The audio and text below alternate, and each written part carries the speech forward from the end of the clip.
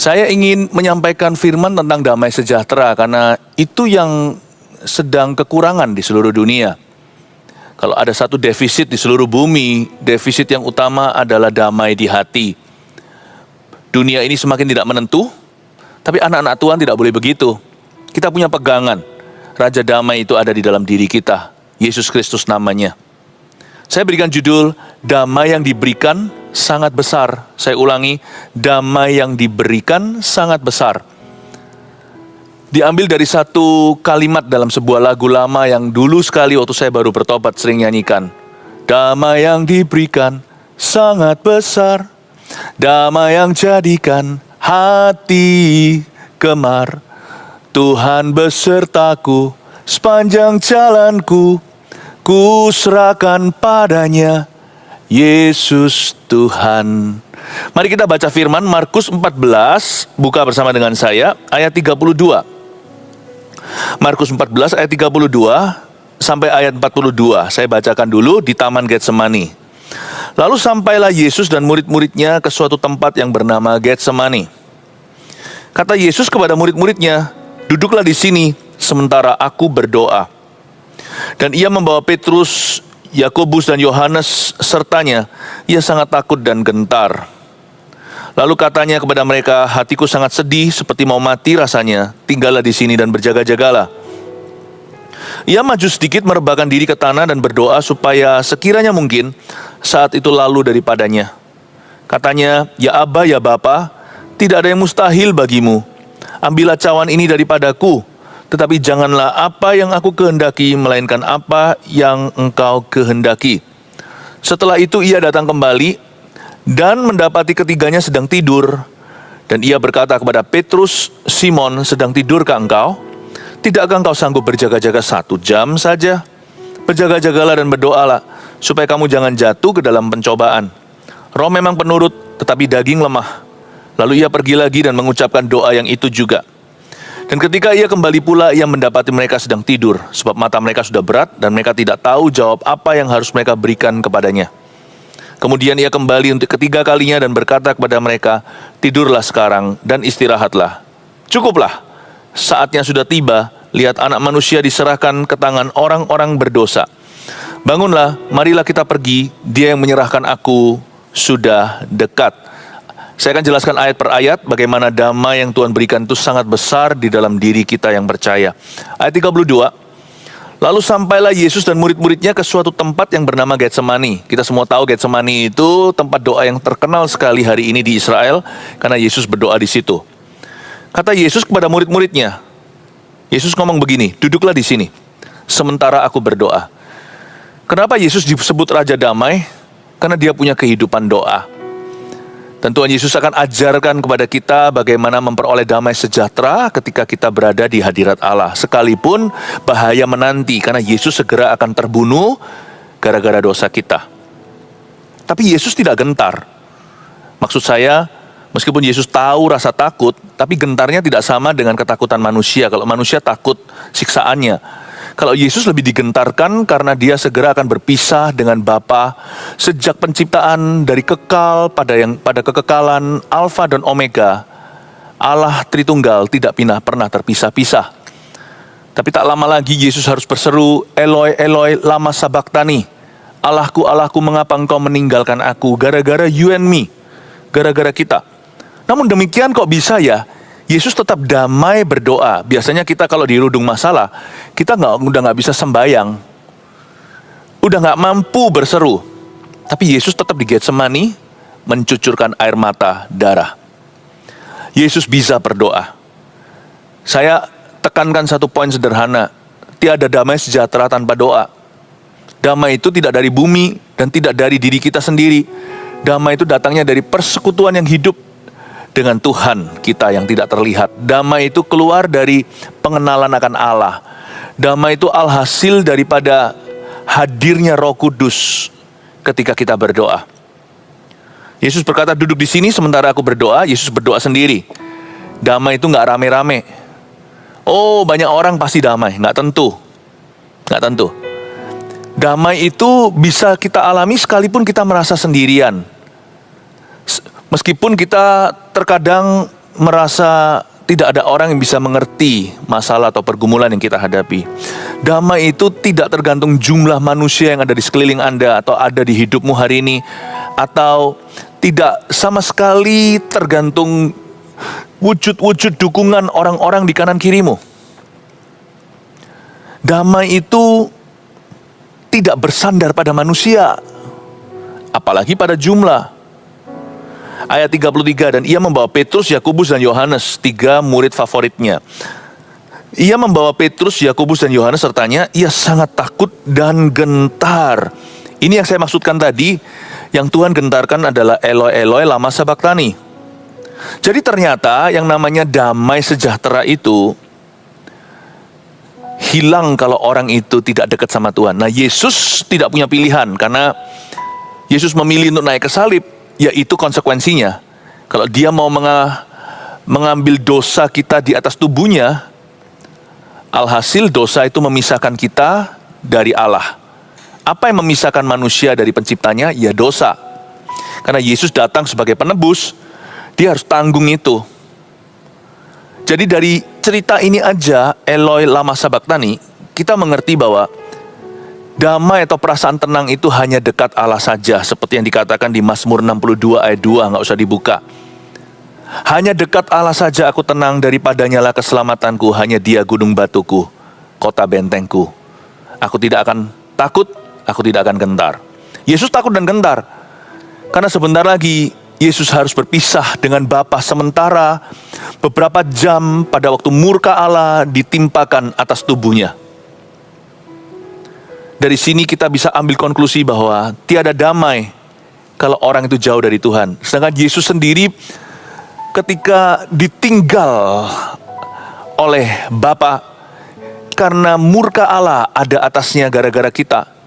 Itu aja bukan karena Yesus itu berdosa, karena Tuhan Yesus tidak berdosa, tipu daya tidak ada di mulutnya.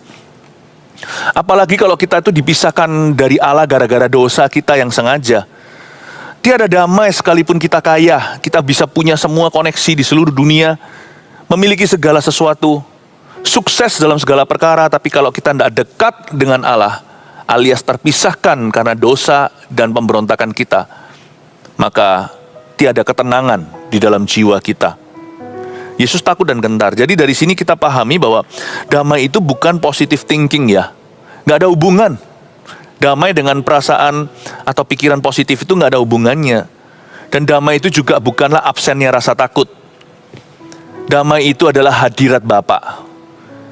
Peace is not the absence of fear, peace is the presence of the Father.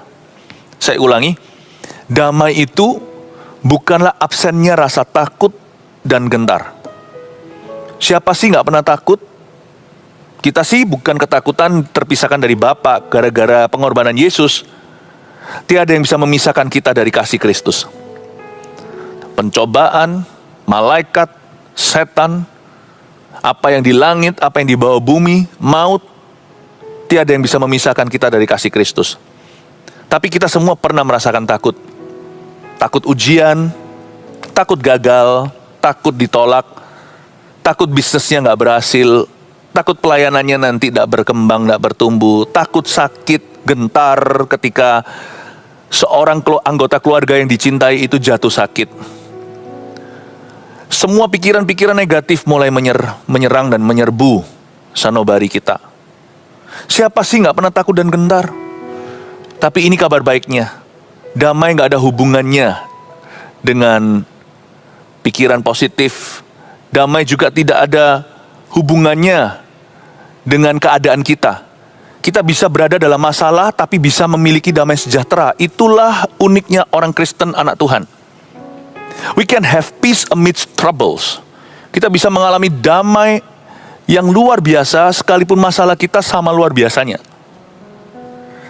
Damai bukan absennya masalah, absennya persoalan, absennya tekanan, absennya penganiayaan, absennya kegagalan. Damai bukanlah absennya rasa takut. Damai adalah hadirnya Bapa di dalam kehidupan kita. Hadirnya Yesus di dalam diri kita. Ayat 35, ia maju sedikit merebahkan diri ke tanah dan berdoa supaya sekiranya mungkin saat itu lalu daripadanya. Saya tidak fokus kepada permintaan Yesus agar saat itu berlalu daripadanya, karena sangat manusiawi, karena waktu itu Tuhan Yesus juga adalah 100% anak manusia. Anak Allah, 100% Allah, juga adalah 100% manusia. Jadi Yesus juga merasakan perasaan-perasaan kita, takut, cemas, sedih, semua perasaan-perasaan yang kelabu itu. Tapi kuncinya di sini, ia maju sedikit merebahkan diri ke tanah. Kata maju sedikit itu selemparan batu. Dia maju segitu. Ketika hatimu gundah gulana dan gelisah, udah tinggalkan sebentar orang-orang di sekeliling Anda, masuklah dalam ruang doa. Ruang doa itu bisa aja kamarnya, kamar tidurnya, bahkan kamar mandi kalau nggak ada tempat lagi. Di situ maju sedikit dan merebahkan diri, belajar surrender, belajar berserah kepada Tuhan yang menguasai jiwamu. Pelajari Yesus, teladani dia. Bagaimana dia selemparan batu meninggalkan murid-muridnya, bahkan murid-muridnya yang menjadi rasa amannya pun ditinggalkan. Dan Yesus merebahkan diri ke tanah dan berdoa supaya kehendak Bapanya yang jadi. Yesus bukan mau membangkang, kalau bisa lewat lalukan, itu adalah perasaan sejujurnya. Tapi intinya dari doa Yesus adalah, bukan kehendakku, tapi kehendakmu Bapa yang terjadi. Ayat 36, katanya, ya Aba, ya Bapa, tidak ada yang mustahil bagimu. Ambillah cawan ini daripadaku.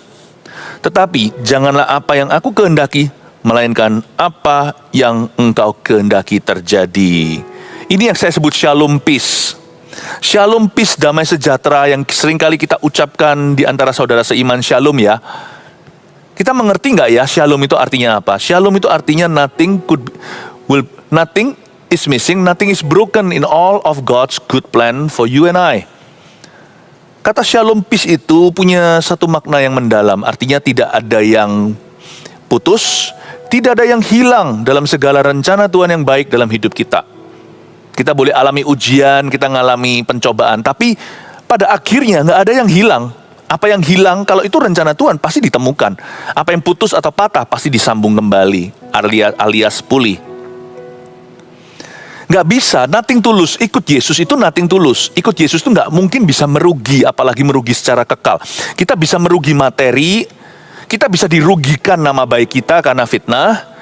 Kita bisa kehilangan teman kawan, bahkan bisa kehilangan anggota badan kita, tubuh kita karena penyakit. Tapi pada dasarnya dan pada akhirnya, seorang yang taat pada Kristus, yang merapat pada Tuhan, seorang yang dekat pada Allahnya, gunung batu dan kubu pertahanan, orang yang demikian tidak bisa mengalami kekurangan. Kalau Tuhan adalah gembalanya, tak akan kekurangan dia. Rencana Tuhan itu nggak selalu mulus. Bukan berarti kita itu exempt atau kita itu mengalami perkecualian. Orang lain hujan, saya kering.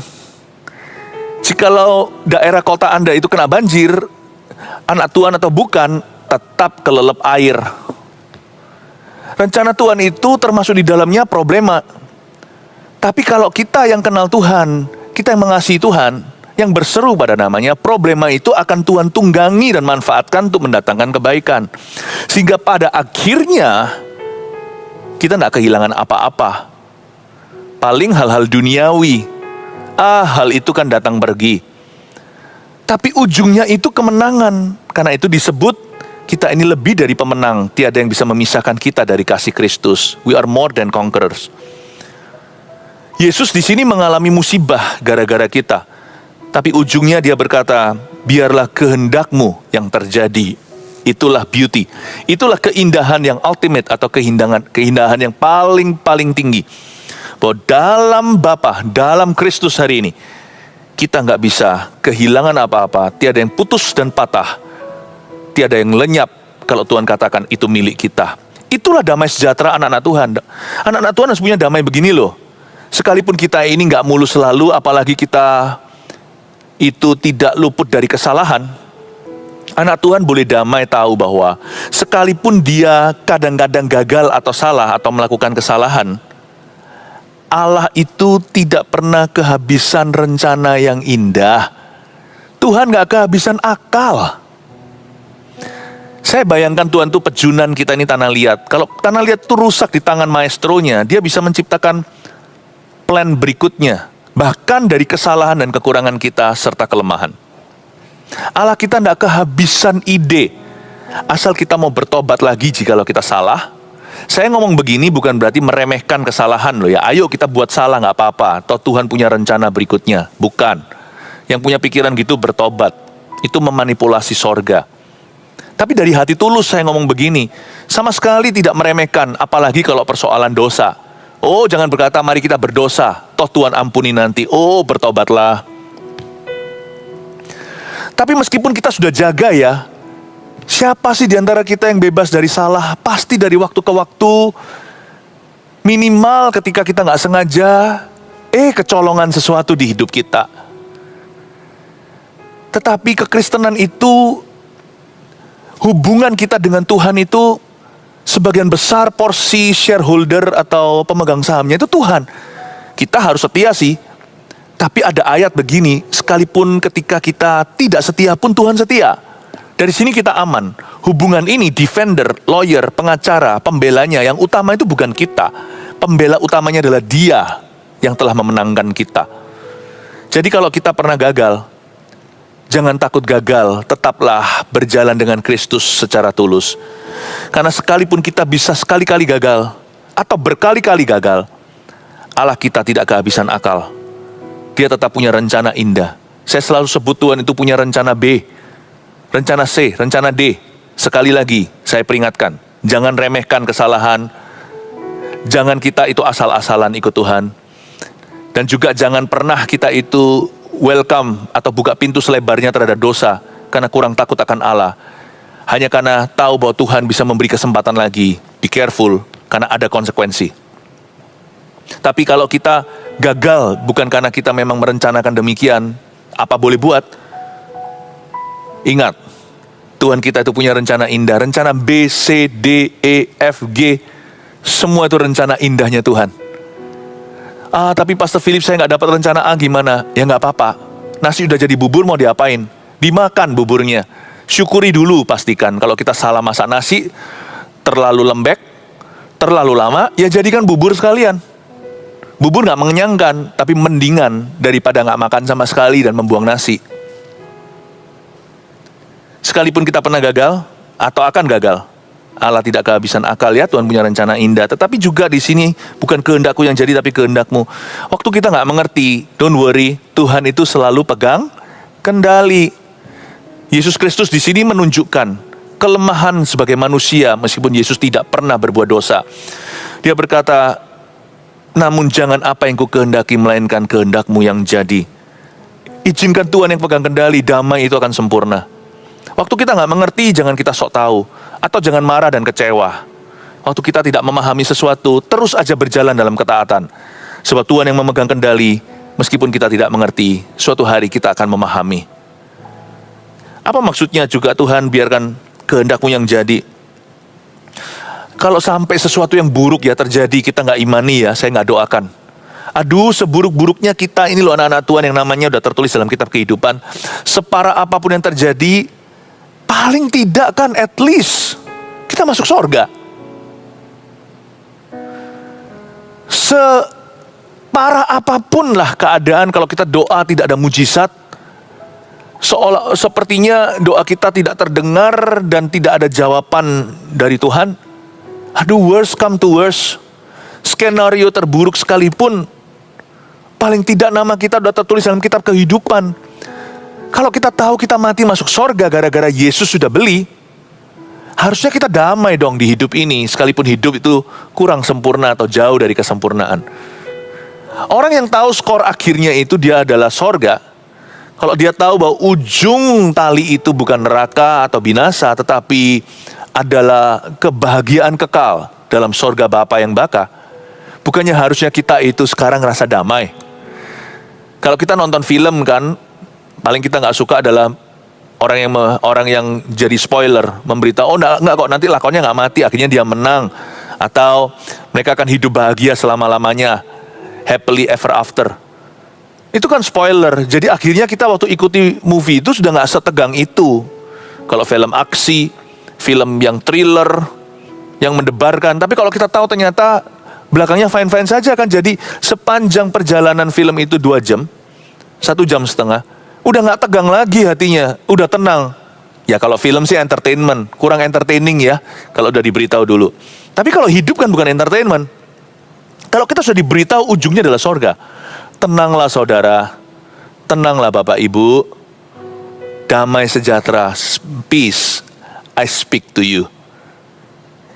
Kalau kita bisa memahami perkataan Yesus yang mendalam di Getsemani, biarkan kehendak-Mu yang terjadi, itu powerful sekali loh. Biarkan kehendak Bapa yang terjadi. Sekarang kita harus ucapkan yang sama kepada Yesus.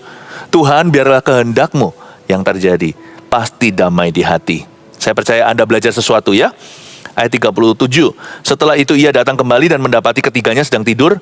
Dan ia berkata kepada Petrus, Simon, sedang tidurkah engkau? Tidakkah engkau sanggup berjaga-jaga 1 jam? Berjaga-jagalah dan berdoalah supaya kamu jangan jatuh ke dalam pencobaan. Roh memang penurut, tetapi daging lemah. Catat itu, roh kita penurut, tapi daging lemah.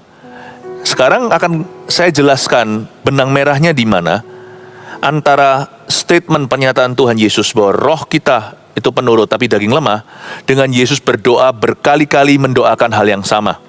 Ayat 39, lalu ia pergi lagi dan mengucapkan doa yang itu juga. Loh, bukannya Yesus ajari kita, doa nggak boleh bertele-tele. Ini bukan tele-tele. Ini bukan bertele-tele. Doa yang bertele-tele itu tidak ada tujuannya, dikira dengan banyaknya kata-kata doa kita didengar. Tapi yang ini bukan. Diucapkan lagi doa itu demi supaya mengajarkan kepada kita bahwa doa tidak boleh jemu-jemu. Kalau orang Farisi, tele-tele itu adalah untuk ditunjukkan kepada orang-orang di pasar. Mereka cari penghormatan manusia. Kalau Yesus di Getsemani, siapa lihat dia? Nggak ada yang melihat beliau. Jikalau Yesus waktu di Getsemani ini disertai dengan companionnya, yaitu Petrus, Yohanes, Yakobus, itu juga supaya mereka mencatat untuk kita. Tuhan ajari bahwa doa itu tidak boleh jemu.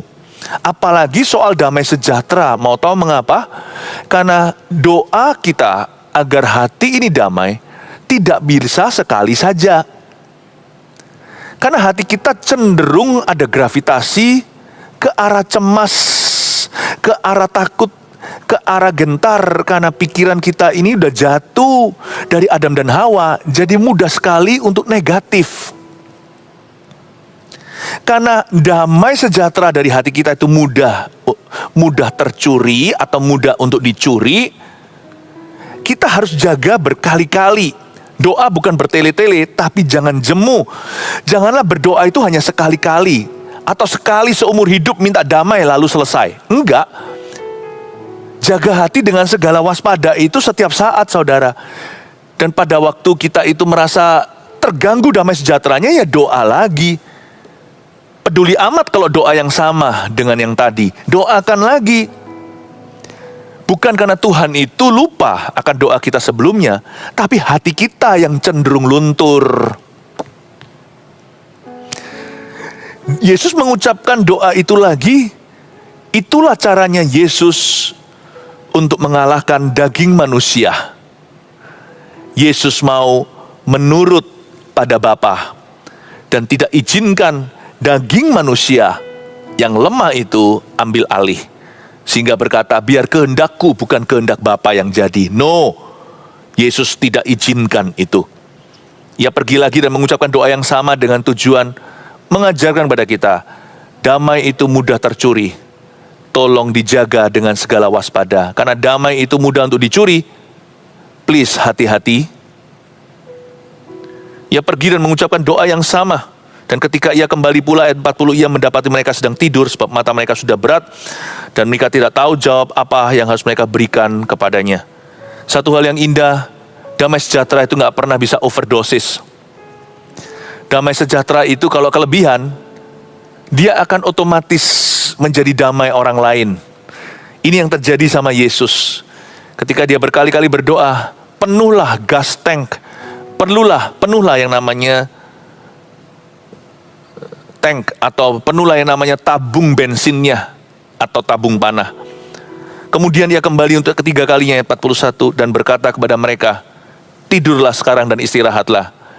Yesus dalam kondisi akan hadapi tantangan terberat dalam misinya di dunia, yaitu mati untuk kita, masih bisa Nina bobokkan murid-muridnya, bisalah lebay, ayolah kalian tidur sekarang, tidurlah, hai anakku, buah hatiku, damai sejahtera ada atasmu. Kok bisa ya? Murid-muridnya lo gelisah sendiri, padahal bukan mereka nanti yang disalibkan, bukan mereka giliran mati. Yesus yang akan digantungkan antara bumi dan langit gara-gara orang berdosa seperti kita ini. Tapi mereka yang ketakutan, mereka saking gelisahnya tertidur. Berapa orang juga gitu kan? Kalau lagi sedih, frustrasi, langsung biasanya tidur, gak mau bangun-bangun. Besok paginya siang-siang pun dibanguni gak mau. Ada orang kalau stres itu tidur, tapi ada orang pula yang stres malah gak bisa tidur, perlu obat penenang. Yesus bukan kedua-duanya. Dan murid-muridnya tertidur pulas, bukan karena mereka ngantuk saja, tapi karena mereka sedih dan berat hati. Yesus bisa kasih mereka rasa aman, tidurlah sekarang dan istirahatlah. Seolah-olah dia berkata, tidurlah nak, aku menjaga. Wow, damai itu gak pernah overdosis. Damai yang diberikan itu memang besar. Kalau kebesaran di dalam diri kita terlalu besar, itu nanti akan otomatis overflowing ke dalam kehidupan orang-orang sekeliling kita. Terpujilah Tuhan, berbahagialah keluarga yang kepala keluarganya, sang ayah atau suami itu adalah makhluk damai sejahtera. Hanya dekat Allah saja aku tenang. Orang begitu biasanya bawa damai di keluarganya. Atau ibu rumah tangga juga bisa. Atau anak-anak bisa menjadi imam di dalam rumahnya juga. Gak hanya papa mama, menjadi pengaruh bagi seluruh keluarganya. Damai yang diberikan itu memang sangat besar. Jangan takut kelebihan. Jangan takut berlebihan damainya. Yesus dalam masalah, segera hadapi bahaya, tapi Yesus bisa tenangkan mereka. Lalu Yesus berkata, cukuplah, saatnya sudah tiba. Lihat, anak manusia diserahkan ke tangan orang-orang berdosa. Bangunlah, marilah kita pergi dan menyerahkan, dia yang menyerahkan aku sudah dekat. Wow, bisa dengan tenangnya berkata, aku harus hadapi pencobaan terberat, tapi gak apa-apa. Bapakku pegang kendali. Bahkan ketika aku berada di posisi yang paling terpuruk, Tuhan punya rencana yang indah. Dan dalam case-nya Yesus, rencana indah itu adalah penyelamatan seluruh dunia. Dalam case-nya Anda dan saya, rencana indah itu adalah pemakaian dan penyertaan Allah. Damai yang diberikan Tuhan sangat besar. Terimalah damai sejahtera. Mari kita semua berdoa dan pejamkan mata kita dan menerima damai ini dengan iman. Tuhan Yesus, urapi seluruh jemaat-Mu. Hamba berdoa semua orang yang mendengarkan ini yang kehilangan damai, diberi damai.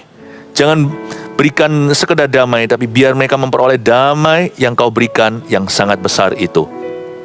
Dan hamba minta ya Tuhan, orang-orang yang mulai tercuri damainya, apa yang hilang akan dikembalikan. Sebab di dalam rencana Tuhan yang indah, shalom peace itu, what is missing will be found. Semua yang putus dan patah akan disambungkan. Bapa, di dalam nama Yesus Kristus, damai yang mulai kurang di hati orang, Tuhan Yesus tambah-tambahkan.